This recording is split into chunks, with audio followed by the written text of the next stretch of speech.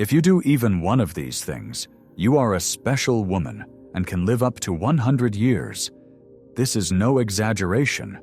As we age, we often hear, "Well, what do you expect? You're not 40 anymore." Some people look away, some sigh with pity, and others suggest, "Just slow down and take it easy." But there are women who take a completely different path. They don't feel the need to prove anything. They simply live, with curiosity, with movement, with inner strength, quietly, yet very resiliently. You might be one of them, even if you don't realize it yet.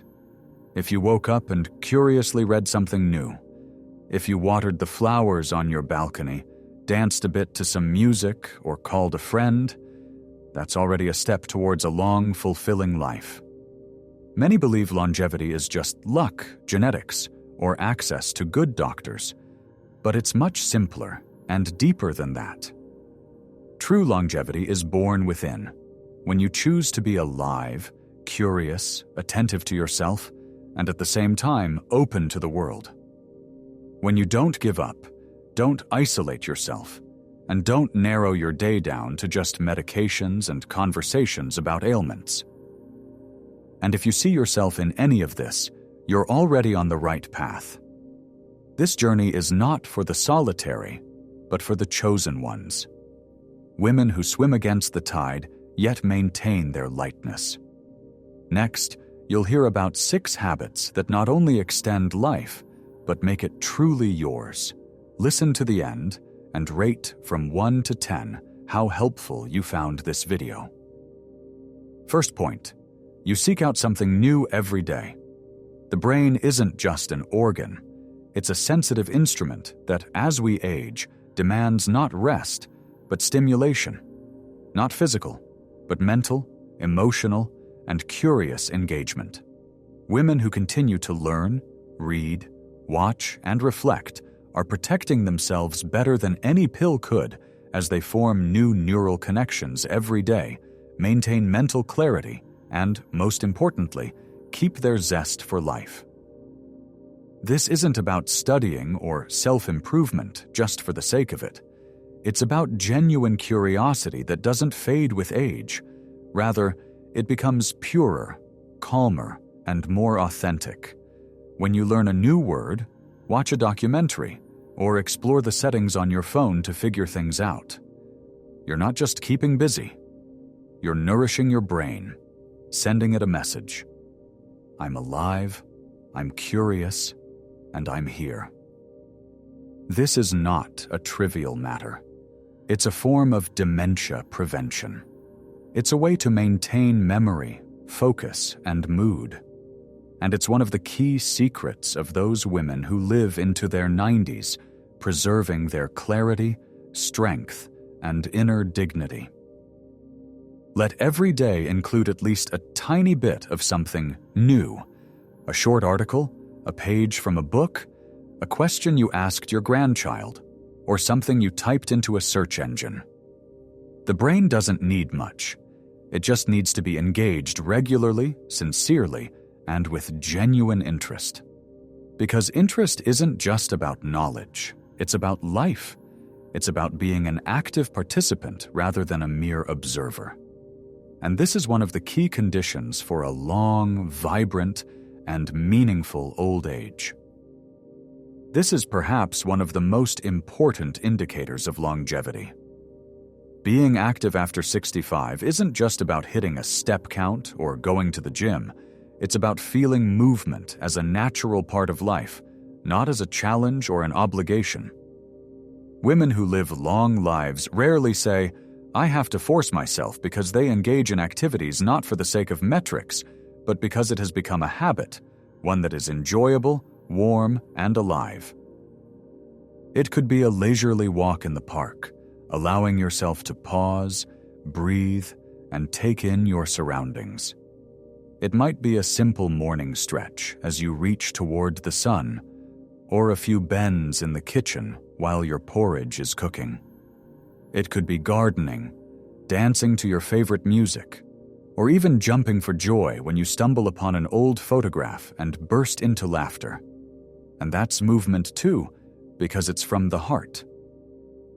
The body after 70 is very sensitive. If you leave it alone, it becomes stiff. But if you move gently, without strain, and with joy, it starts to come alive, as if saying, "Thank you." Women who live a long life move every day, not on a schedule, not according to a workout plan, but as they live, with curiosity, with self-awareness, and with joy in knowing that their body can still do things, maybe not everything, but the most important part, without fear. Movement is not a task, it's a gift. If you allow yourself to experience the day not in stillness, but in a gentle rhythm where you and your body coexist, not as a problem area, but as a living space, then you're already doing a lot right. Women who live long and remain clear, warm, and vibrant do so not because they are free from diagnoses, but because they don't allow those diagnoses to become the focal point of their lives. They know when it's time to see a doctor, take their medication as prescribed, but they don't dwell on their blood pressure longer than it takes to tend to a garden. They don't complain for hours about their joints when there's a flower blooming nearby, and they don't measure their worth by a list of test results. Because obsessing over health is a subtle trap, all attention starts to revolve around pain, and a person stops noticing the vast space of life beyond the medicine cabinet. Immersion in symptoms leads to anxiety, tension, lowers immunity, and most importantly, steals joy. And joy, even if it's quiet and restrained, heals more powerfully than any new medication. If you tell yourself, "I'm in pain, but I'll still make tea, turn on some music, and treat myself," you're not denying reality. You're simply choosing not to be its prisoner. This isn't just positive thinking from self-help books. It's a mature, genuine strength. Acknowledging pain without succumbing to it. Being aware of illness without letting it define you. Continuing to live no matter what. It's this inner peace, this ability to focus not on the illness but on life itself, that grants women longevity not only in body but also in spirit. One small yet significant rule helps them achieve this. Always leave something you love, something personal, in your day. This is what we will discuss next.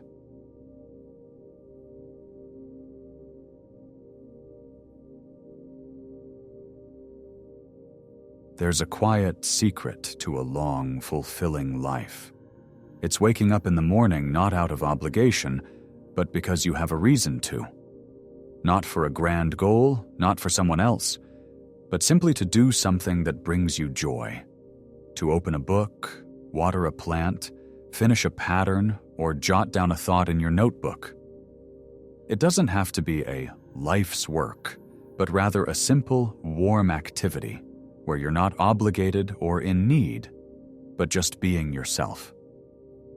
Women who have hobbies or their own small businesses find it easier to cope with loneliness.